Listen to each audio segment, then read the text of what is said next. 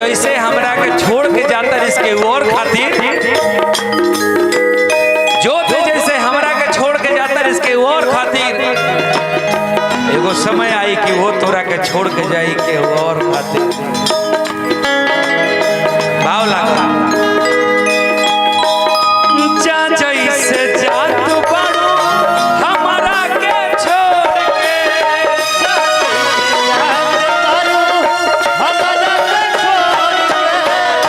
वैसे ही यार तोहर जाई दिल तोड़ के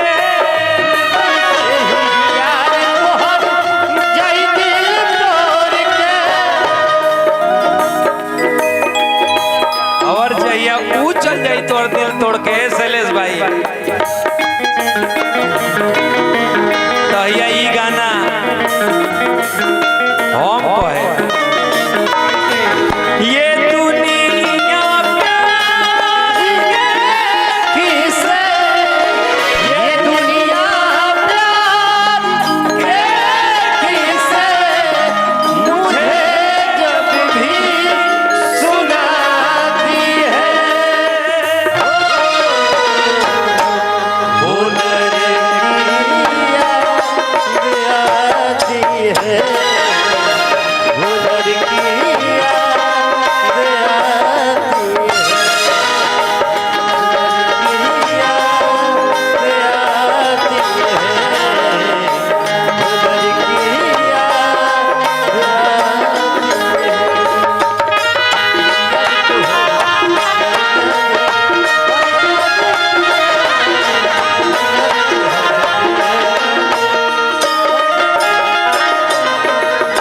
जो 3 बज गई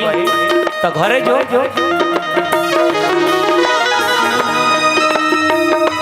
देखा था नहीं लो यूट्यूब पर देखे ला लोग ये भोर में गाना रिकॉर्ड होता बबीता जी सामने बैठल बड़ी आलम भाई बैठे हैं विपिन भाई सत्यम भाई ये सब मोस्ट सुरीले लोग हैं ऐसे कोनी को बैठ के तनी सामने 3 बज गए तो असगर भैया को आदल जाके जो जहाँ जाता रे लइकवा कहता जा जैसे जात बाड़ू हमारा के छोड़ के जा जैसे जात बाड़ू हमारा के छोड़ के वैसे ही यार तोहर जाई दिल तोड़ के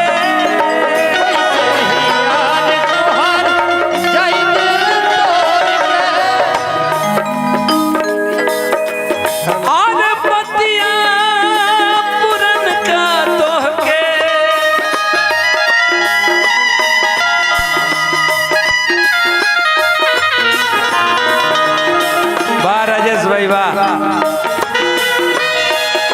बतिया पुरन का तोहके बतिया पुरन का तोहके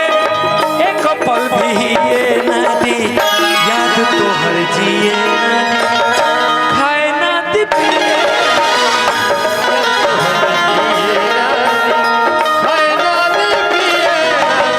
याद तोहर जिए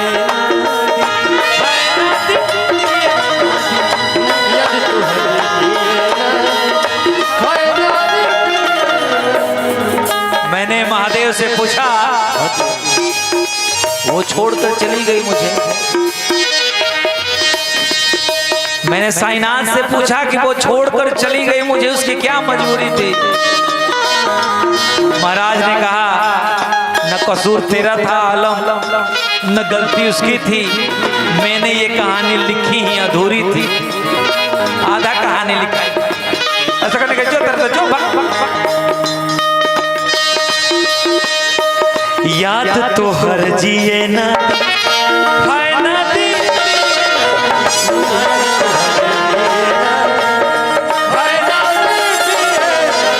याद तो हर जिए खाए ना दी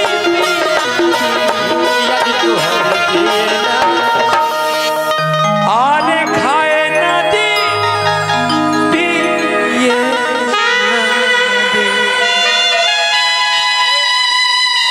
याद तो हर